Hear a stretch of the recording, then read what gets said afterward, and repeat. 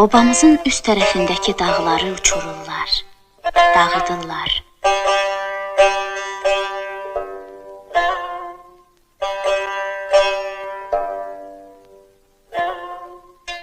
Kəndimizin yanında göyçək bir qəsəbə qururlar.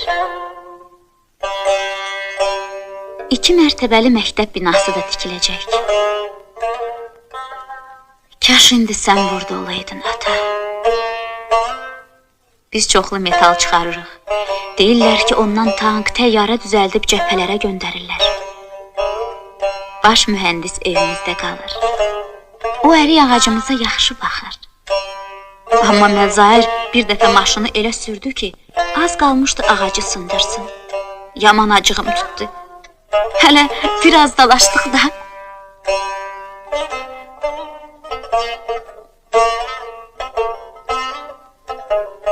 Ərik nübarı anama qismət olmadı.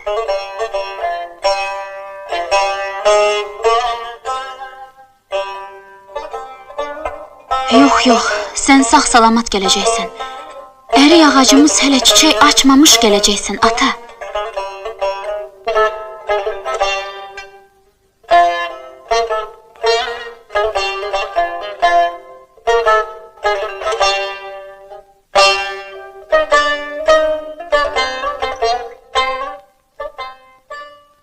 Belə də zülm olar.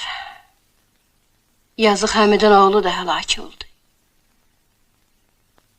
Ay bu müharibəni çıxardan görüm Allah səni zəlil eləsin.